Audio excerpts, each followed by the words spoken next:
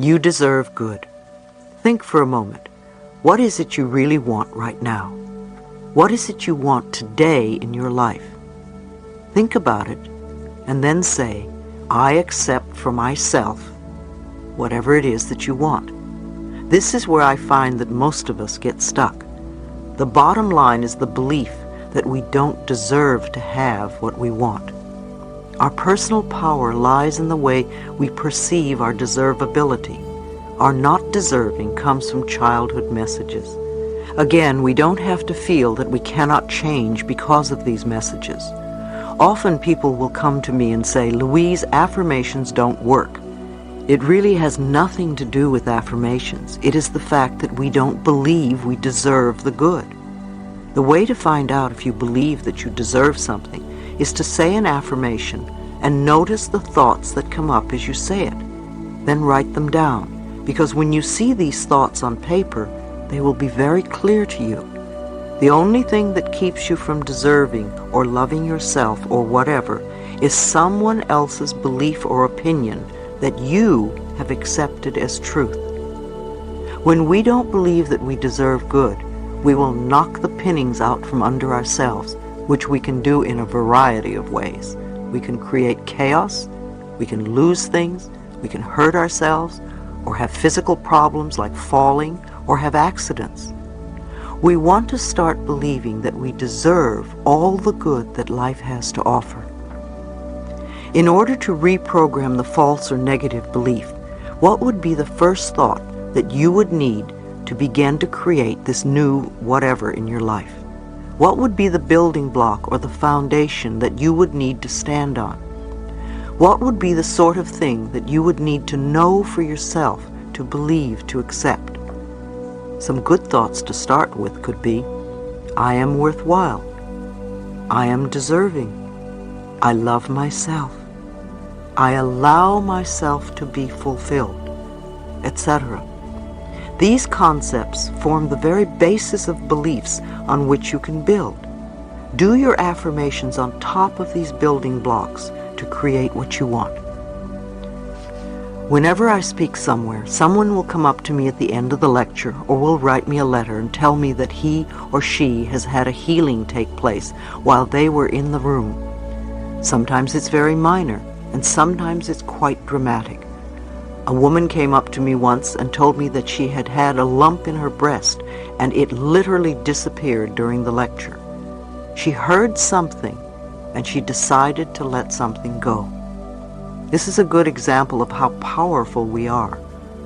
When we are not ready to let something go, when we really want to hold on to something because it's serving us in some way, it doesn't matter what we do, it probably won't work. However, when we are ready to let it go, as this woman was, it's amazing how the smallest circumstance can help us release it. If you still have a habit that you haven't released, ask yourself how it serves you. What do you get out of it? If you can't get an answer, ask in a different way. If I no longer had this habit, what would happen? Very often the answer is, my life would be better. So it comes back to the fact that we believe we don't deserve a better life in some way. Ordering from the cosmic kitchen. When you first say an affirmation, it may not seem true. But remember, affirmations are like planting seeds in the ground. When you put a seed in the ground, you don't get a full-grown plant the next day. We need to be patient during the growing season. As you continue to say the affirmation, either you will be ready to release whatever you don't want, and the affirmation will become true, or it will open a new avenue to you, or you may get a brilliant brainstorm, or a friend may call you and say, have you tried this? You will be led to the next step that will help you. Keep your affirmations in the present tense. You can sing them and make a jingle out of them so that they repeat over and over in your head. Remember that you cannot affect a specific person's actions with your affirmations. To affirm that John is now in love with me is a form of manipulation, and it is trying to have control over another person's life. It will usually have a boomerang effect on you. You will become very unhappy when you don't get what you want. You can say, I am now loved by a wonderful man who is, and list the qualities that you want in the relationship. That way you allow the power within you to bring to you the perfect person to fill that bill, who may possibly be John. You don't know what another person's spiritual lesson is, and you don't have a right to interfere in their life process.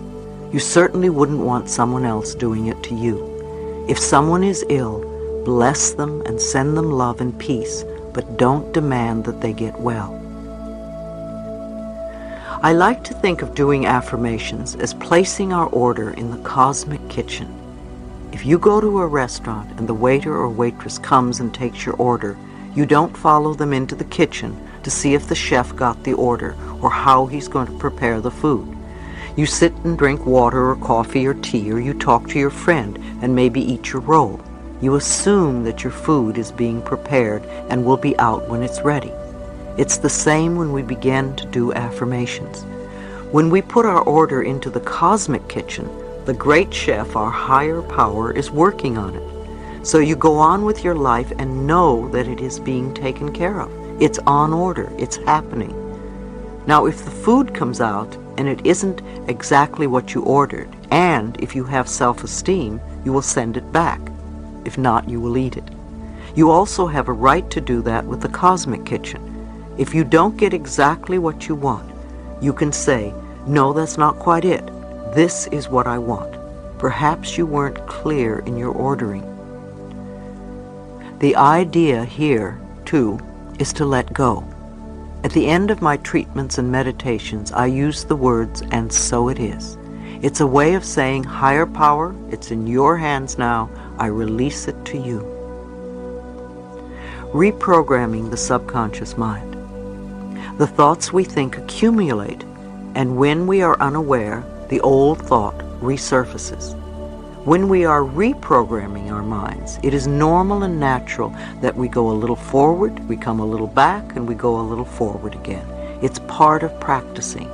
I don't think there is any new skill that you can learn absolutely 100% in the first few minutes. Do you remember when you first learned how to use a computer, how frustrating it was? It took practice. You had to learn how it worked, to learn its laws and systems. I called my first computer my magic lady, for when I mastered her rules, she did indeed deliver what seemed like magic to me. Yet while I was learning, the way she would teach me I was off track or going in the wrong direction was to devour pages of work that I would then have to do all over again.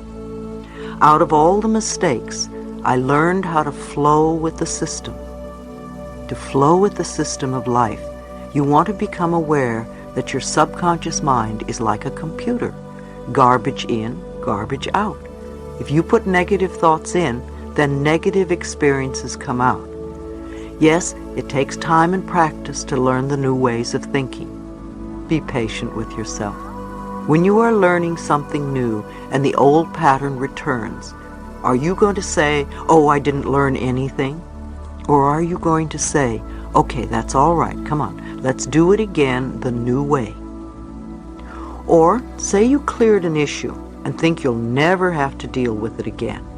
How do you know if you've really worked it through unless you test yourself? So you bring up the old situation one more time and watch how you react.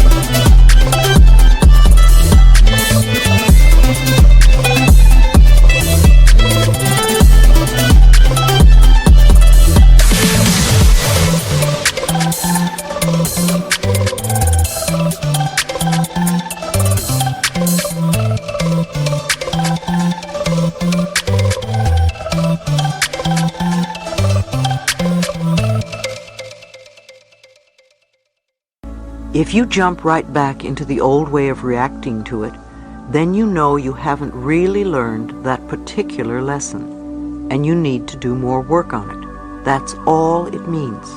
You want to realize it's only a little test to see how far you've come. If you begin to repeat your affirmations, the new statements of truth about yourself, you give yourself an opportunity to react differently.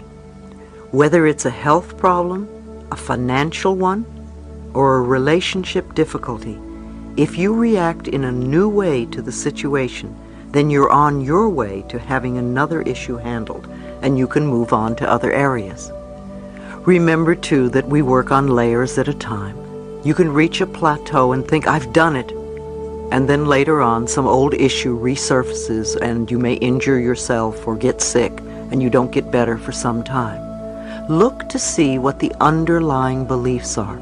It may mean that you have some more work to do because you are going to the next deeper layer. Don't feel that you're not good enough because something you've worked to clear comes up again. The process when you want to learn something new and wanting to improve your life into a better version of itself is the same. Think about it like this. When you learn something, you don't learn it on the spot in less than 10 minutes.